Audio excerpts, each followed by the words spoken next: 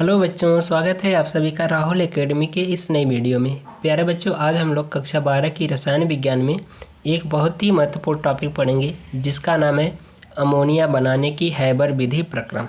ठीक है, तो प्यारे बच्चों, हम लोग अमोनिया बनाने की हैबर विधि प्रक्रम पढ़ रहे हैं। तो सबसे पहले हम लोग ये जान लें कि हैबर विधि जो प्रक्रम है उसका सिद्धांत क्या है। ठीक है, तो यहाँ पर मैंने हेडिंग डाला है हैबर विधि का सिद्धांत। ठीक है, तो यहाँ पर ये लिखा गया कि इस विधि में नाइट्रोजन तथा हाइड्रोजन के 1:3 के अनुपात के मिश्रण को गर्म करके बनाई जाती है। ठीक है, यानी कि इसका मतलब ये हुआ कि जो नाइट्रोजन है और जो हाइड्रोजन है, नाइट्रोजन का 1 भाग और हाइड्रोजन का 3 भाग ले करके इनको मिलाकर हम क्या करते हैं, गर्म करके अमोनिया गैस को प्राप्त करते हैं। ठीक है, फिर आगे लिखा गया है कि चूँकि अमोनिया का निर्माण में ऊष्मा मुक्त होती है एवं आयतन की कमी होती है। ठीक है, तो प्यारे बच्चों, आप जानते ही हो कि जब किसी चीज़ को हम गर्म करेंगे तो वहाँ से क्या होगी, ऊष्मा मुक्त होगी। ठीक है, तो इसलिए यहाँ पर कहा गया कि अमोनिया के निर्माण में क्या होता है, ऊष्मा मुक्त होती है। और जब ऊष्मा बाहर निकलेगी तो इसका मतलब कि उसके आयतन में कहीं ना कहीं कमी होगी। तो उसी चीज़ को कहा गया कि जब ऊष्मा मुक्त होती है तो उसके आयतन में भी क्या होती है, कमी होती है। ठीक है, तो प्यारे बच्चों, जब उसके आयतन में कमी होगी तो अमोनिया भी कम प्राप्त होगा। ठीक है, तो इसलिए हमें अमोनिया को ज़्यादा मात्रा में प्राप्त करनी है।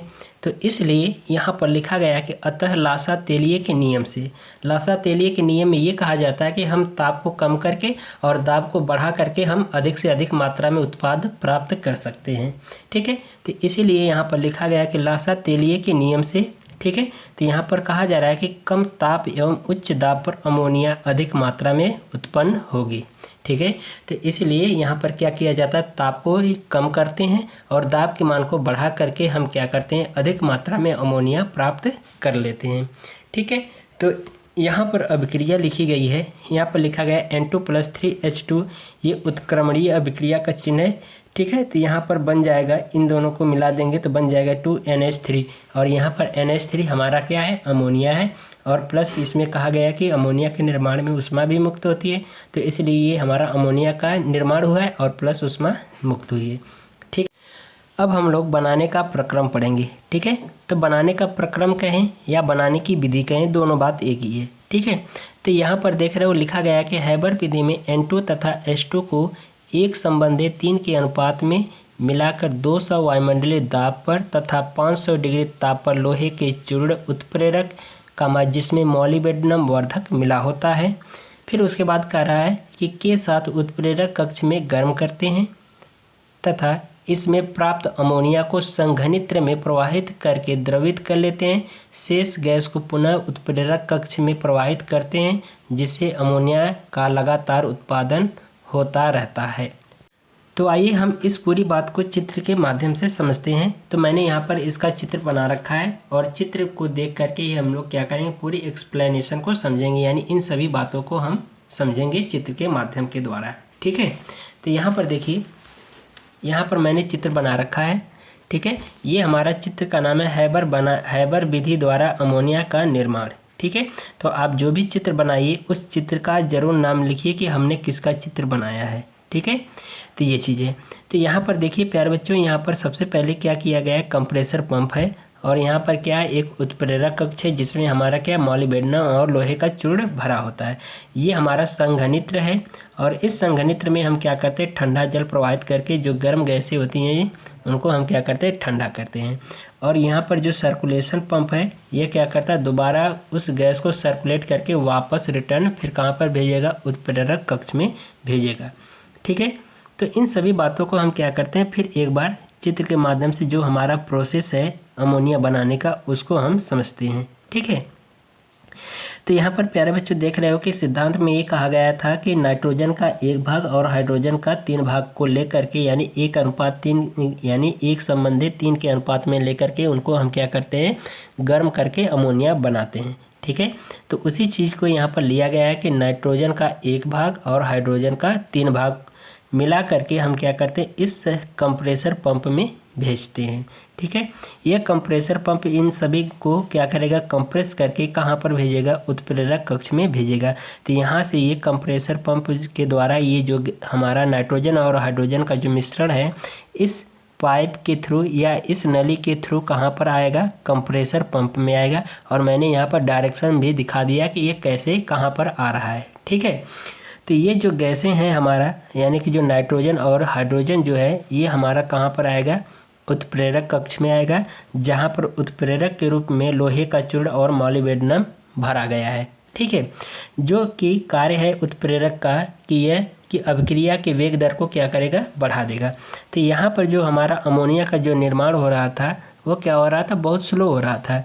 ठीक है, तो इसलिए इस कंप्रेसर पंप द्वारा हमने कहाँ पर भेजा, उत्प्रेरक कक्ष में भेजा, जहाँ पर उत्प्रेरक के रूप में लोहे का चूर्ण है और मॉलिब्डेनम जो है हमारा वर्धक के रूप में कार्य कर रहा है। ठीक है, तो यहाँ पर आने के बाद यानी कि N2 और H2 जो है, यहाँ पर आने के बाद यहाँ पर क्या होता है, इनकी अभिक्रिया का दर जो है वो क्या होता है, बढ़ जाता है, यानी अमोनिया जो है थोड़ा फास्ट बनने लगती है। तो यहाँ पर जो अमोनिया इस उत्प्रेरक कक्ष में बनेगा वह कितना 10 से 15% बनता है, या फिर और किसी बुक में, अदर बुक में भी लिखा होता है 15 से 20% बनता है। ठीक है, और इस उत्प्रेरक कक्ष का जो तापमान है वो कितना है, 450 से 500 डिग्री तापमान तक है। ठीक है, तो यहाँ पर हमें क्या होता है, अमोनिया इस उत्प्रेरक कक्ष में ही हमें अमोनिया 10 से 15% या 15 से 20% अमोनिया हमें प्राप्त हो जाती है।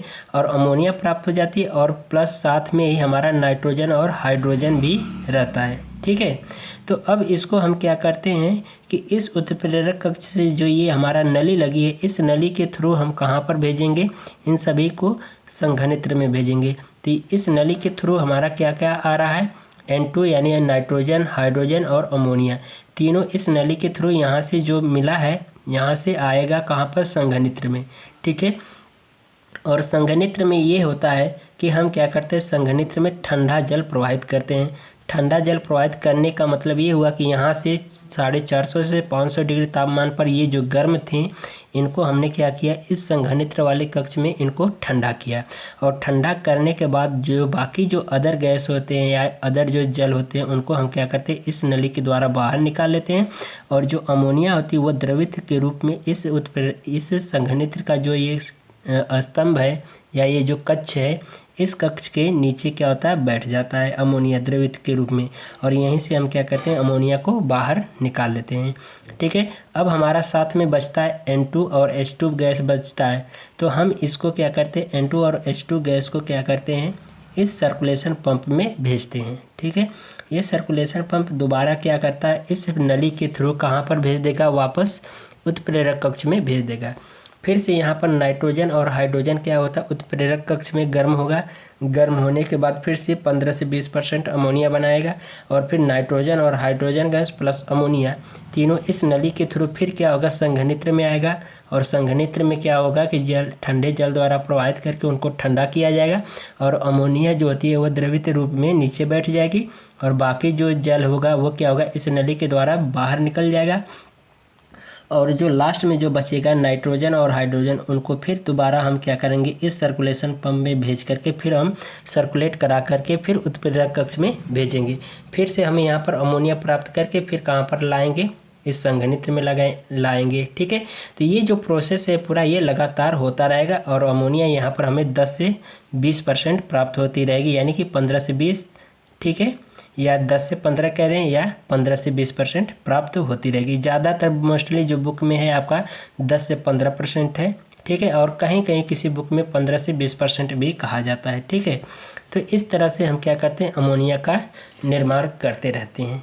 ठीक है, तो प्यारे बच्चों, आशा करता हूँ ये आपको चित्र के माध्यम से मेरी बातें बिल्कुल सही आपको बिल्कुल स्पष्ट समझ में आई होगी। ठीक है, तो अब हम लोग आगे नेक्स्ट देखते हैं अमोनिया के गुण। ठीक है, तो अमोनिया के गुण को हम लोग समझें। ठीक है, तो आइए, हमने यहाँ पर हेडिंग बना रखी है अमोनिया के गुण। ठीक है, तो अमोनिया के गुण को हम पहले भौतिक गुण पढ़ेंगे, फिर रासायनिक गुण पढ़ेंगे। ठीक है, तो यहाँ पर लिखा गया है सबसे पहले जो अमोनिया के जो गुण हमें बताना होता है वो भौतिक गुण बताएंगे एक बार रासायनिक गुण बताएंगे। ठीक है, तो यहाँ पर सबसे पहले हम लोग अमोनिया का भौतिक गुण समझते हैं। ठीक है, तो पहली पॉइंट ये लिखा गया है कि अमोनिया तीक्ष्ण गंध वाली और रंगहीन गैस है। ठीक है। अमोनिया जो है तीक्ष्ण गंध वाली और रंगहीन गैस होती है। तीक्ष्ण क्यों होती है? क्योंकि ये शौचालय जहाँ पर होता है वहाँ पर देखो बहुत तेज़ी से इसकी दुर्गंध आती है, ठीक है। और जहाँ पर जो छोटे मोटे जो जानवर मर जाते हैं सड़ने के बाद वो वहाँ से जो गैस निकलती है वो और जो उसकी एक महक जो गंध आती है वो अमोनिया की ही होती है। और ये जो अमोनिया ऐसी जगहों पर क्या होती है, अत्यधिक मात्रा में पाई जाती है। तो इसलिए वहाँ पर क्या होता है, अमोनिया का ज़्यादा मात्रा पाई जाती है, ठीक है। तो इसलिए यहाँ पर कहा गया कि अमोनिया तीक्ष्ण गंध वाली और रंगहीन गैस है, ठीक है। फिर दूसरी पॉइंट यहाँ पर समझें भौतिक गुण में, यह जल के अणुओं के साथ हाइड्रोजन बंध बनाती है। यानी कि जो अमोनिया है वह जल के अणुओं के साथ क्या होती है, मिलकर के हाइड्रोजन बंध बनाएगी। फिर आगे कहा जा रहा है कि अमोनिया वायु से हल्की है, इसी कारण इसे प्रयोगशाला में वायु के अधोमुखी विस्थापन द्वारा एकत्र करते हैं। तो ये हमारा हुआ अमोनिया के भौतिक गुण, ठीक है। अब हम लोग समझते हैं अमोनिया के रासायनिक गुण, ठीक है। तो यहाँ पर देखो अमोनिया के रासायनिक गुण में सबसे पहली हेडिंग हम लोग पढ़ेंगे जल से क्रिया, ठीक है। यानी जो अमोनिया है वह जल से क्रिया करके क्या बनाती है। तो यहाँ पर यह लिखा गया है कि यह जल के साथ क्रिया करके अमोनियम हाइड्रोक्साइड बनाती है, ठीक है। यानी जो अमोनिया है वह जल के साथ मिलकर के अमोनियम हाइड्रोक्साइड बनाती है। तो यहाँ पर अभिक्रिया लिखी गई है NH3 + H2O, ठीक है। तो NH3 यहाँ पर क्या है, अमोनिया है, और H2O क्या है, जल है। इसके साथ मिलकर के ये क्या बना ले रही, NH4OH बना ले रही, यानी अमोनियम हाइड्रोक्साइड बना लेती है, ठीक है। अब हम लोग जो दूसरी पॉइंट जो अभिक्रिया पढ़ेंगे इसकी धातुओं से क्रिया, ठीक है।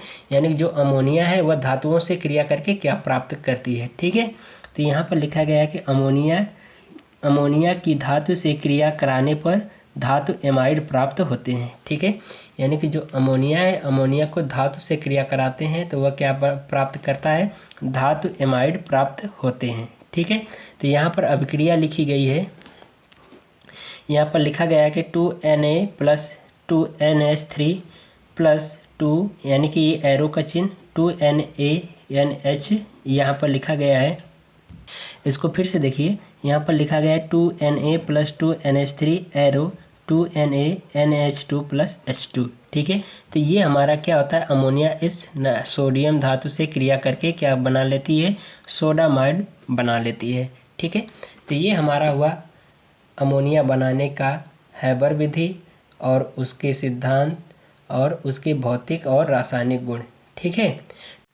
प्यारे बच्चों, अगर वीडियो आपको पसंद आई हो तो वीडियो को लाइक करिएगा, चैनल को सब्सक्राइब करिएगा और अपने दोस्तों में शेयर करिएगा। तब तक के लिए गुड बाय।